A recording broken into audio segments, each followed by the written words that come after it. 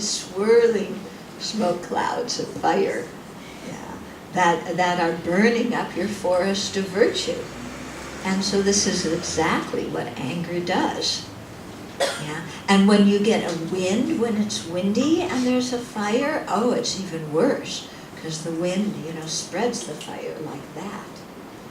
Okay. So, the imagery here, I just find it incredible. Okay, so let's look at anger. Yeah. So anger is a mind that is based on inappropriate attention. Yeah, inappropriate attention is one mental factor. Manasikara, I think, is the Sanskrit and Pali term. Yeah, so it's an inappropriate way of looking at things. So anger is fueled by exaggerating the negative aspects of someone or something. This is the inappropriate attention. It pays attention to a person, or it pays attention to an object or to a situation, but in an inappropriate way, because it exaggerates the detrimental aspects of that person or object, or it projects detrimental aspects. It projects harm where there isn't any. Okay? So anger is driven by that inappropriate attention. We have that inappropriate attention in our mind, and as a result of it, then anger arises, and we want to strike at whatever it is that is disturbing us and destroy it, or we want to get away from it. Okay, so that's exactly what anger does. Yeah? We act in two ways when we're angry. One way is we explode, the other way is we implode. Okay? When we explode, we yell, we scream, we blame others, we shout. Sometimes we might even throw something at somebody. Yeah? And all the neighbors hear, and, we're exploding because we're furious. Other people, or other times, we implode. We are so angry that we withdraw from the situation. We shut down. We don't communicate. We don't talk. We might slam the door, and then we are silent. And the family gathers together to eat dinner, and it's silence at dinner.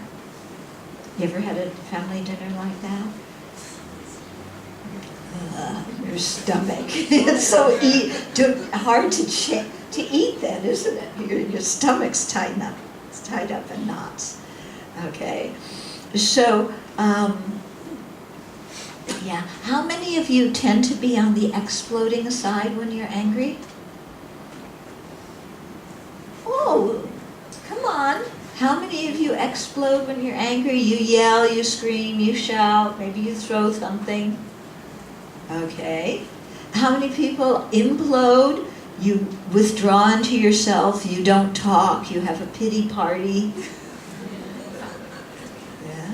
How many of you do both, depending on the situation? Yeah? Okay. So it's very interesting, our usual methods for dealing with anger, to explode or implode. What are the results of exploding? Yeah, we push people away, don't we? Yeah, when we're exploding and we're yelling and screaming and throwing things and blaming and accusing, who wants to be with us? Nobody. Okay, when we implode and we withdraw into this icy coldness, yeah, and somebody comes around and, and says, oh, you look unhappy, what do?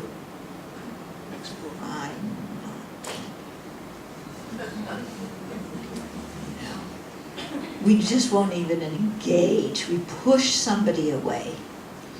So both exploding and imploding, we are pushing people away. Now, when you're angry, well, first of all, who do you get the angriest at? Strangers or the people you care about the most? Who do you get angry at most? Yeah. People you care about, isn't it? Yeah. If you look, would you ever say to a stranger the cruel things that you say to a family member when you're angry? Think about it. Yeah, when you're mad at a family member, somebody who you really care about, we say the most horrible things, don't we?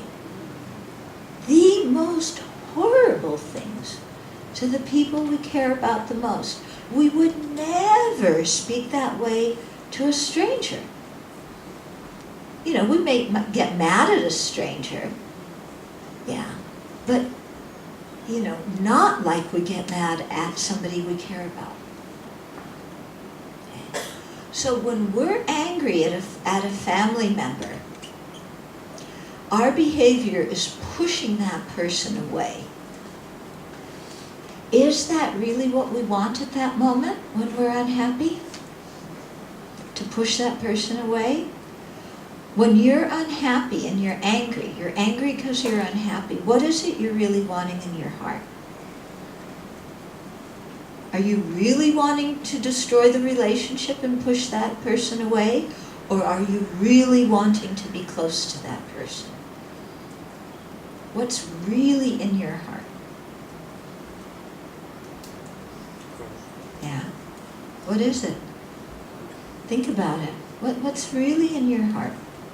Your husband, your wife, your mother, your child, your father, your brother, your sister does something that you don't like, you're furious.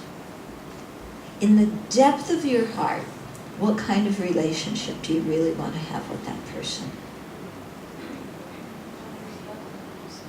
You want to be loved.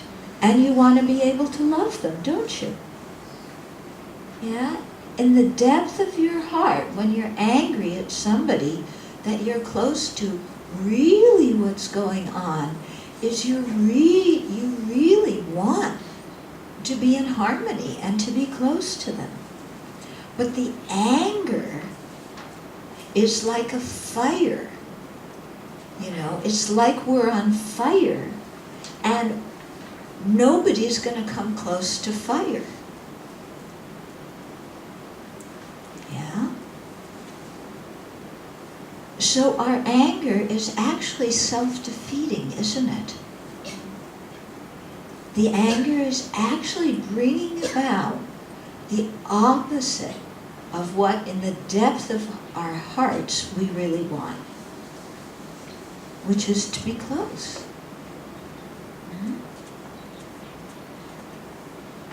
So anger is really our enemy, isn't it? Anger is not something that protects us. Anger destroys us. It destroys our relationships. And similarly, when we were talking before, when you're drunk, how you say and do things that you can't believe. Similarly, when we're angry, oh my goodness, what we say and do is unbelievable. Yeah, isn't it? Yeah. Think back for a minute to a time when you were angry at somebody you cared about and what you said to that person and how you behaved. Yeah. Is that something you feel good about in the depth of your heart? What you said? Yeah. Uh-oh. Because now when our mind is calm and we can look back at that angry situation, we see how exaggerated our mind was, how our mind was impacted by inappropriate attention.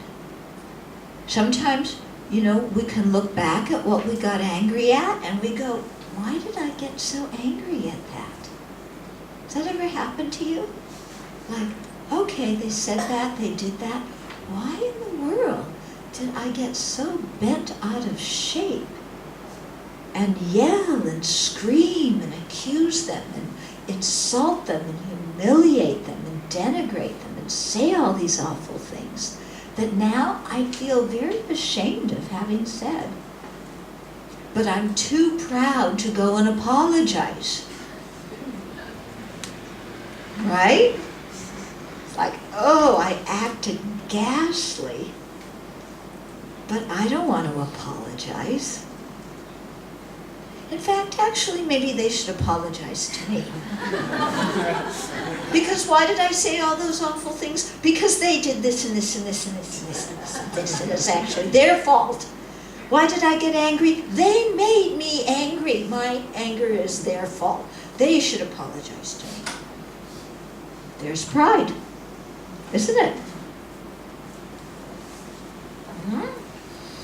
Where does that attitude get us in our personal relationships? Do we have good relationships with people?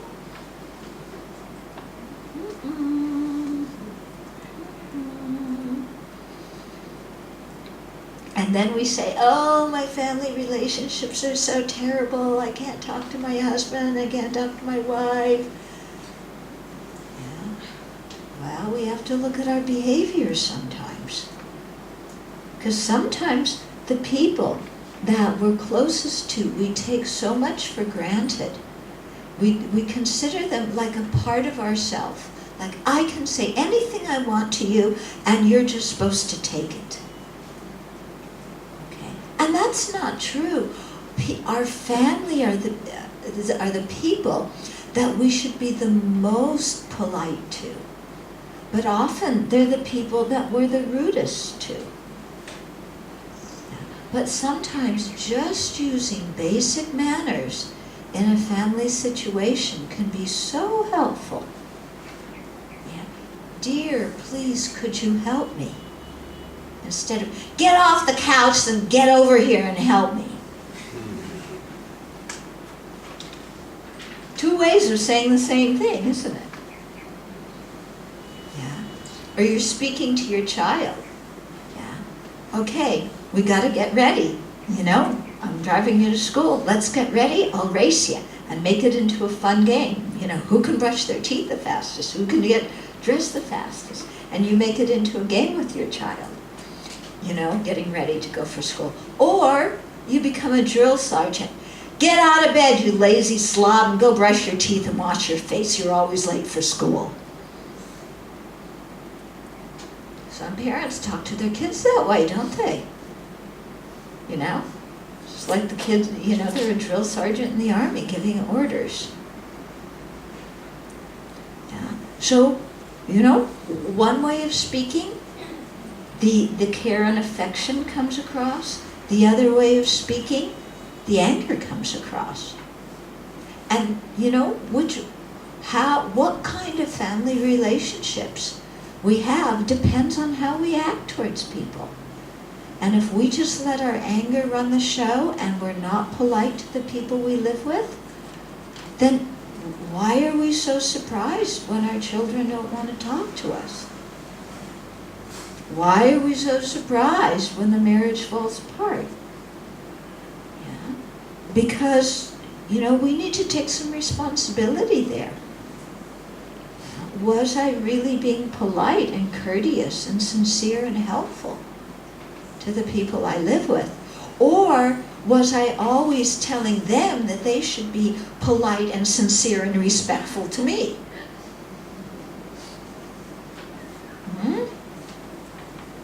Okay. So, you know, this is the whole thing. You know, what we experience is in our own hands. And we have the power to create a good family relationship or a bad one. It's our choice and it's our responsibility, and not to blame the other person. Yeah. But look at our own actions and come back, you know, in our own hearts to how much we care about this person and show our care and affection to them. You know, let them know that we appreciate their good qualities.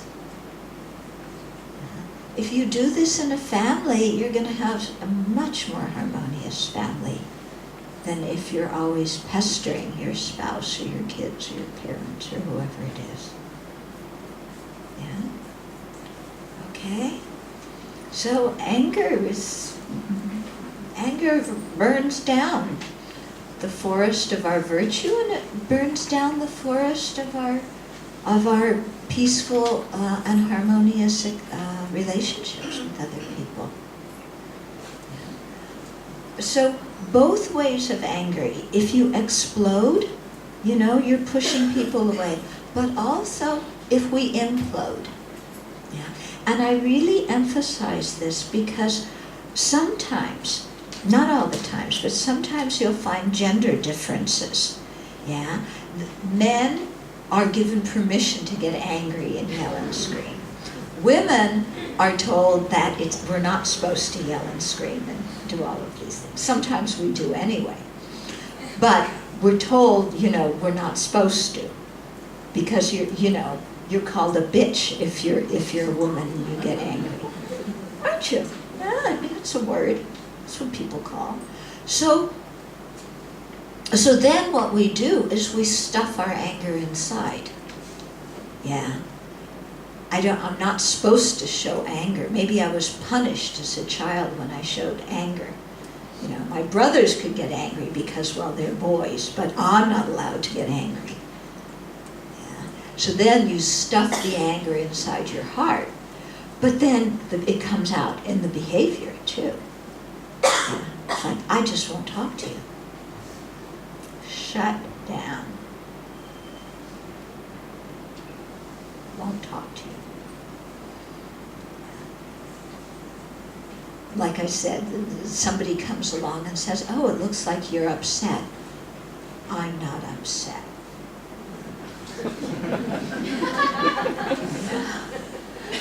We're sending waves of ice through the air. Yeah. And then everybody cowers, you know, when we're in a bad mood and we withdraw in our anger. Oh boy. Yeah. Do you have somebody in your family that's like that when they get angry? You know, it's like, and then all of a sudden everybody's like, yeah, when's the explosion going to happen? Yeah, it's silent now, but the explosion's coming.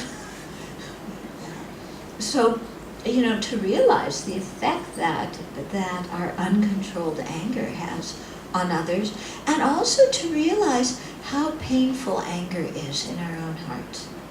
Because anger is very painful, isn't it? You know, are you happy when you're angry? No, we're not happy. We're miserable when we're angry. Yeah. So, you know, for our own sake, as well as the sake of others, let's do something about our anger and try and calm our mind down. Okay, so what do we do? What's the antidote to anger? There's a book, I don't know if we still have copies, we have one copy in the back called Working with Anger. Yeah, that book will give you all the antidotes to anger. His Holiness Dalai Lama also wrote a book called Healing Anger. Yeah, that describes all these different techniques to work to change how we look at the situation, so that instead of having inappropriate attention, we can look at a situation in a helpful way. You know? And so to really practice those antidotes to the anger, again, in our daily life, in our daily meditation practice. And if you do that, two things will happen. One is you'll be able to heal a lot of the pain from previous disagreements that you've had. You know, pain where you're still holding some rancor towards somebody else who's harmed you in the past. If you practice these antidotes to anger, which bring about forgiveness, you know, you'll really be able to heal from a lot of things in the past. And an additional benefit is then when certain situations happen again in the future, you'll have some training in this antidote and you'll be able to apply it right away so that you don't get angry. Okay. So one of the antidotes I've spoken about a few times is, could I ask that the people serving lunch, hello, maybe can you wait a few more minutes before bringing everything out?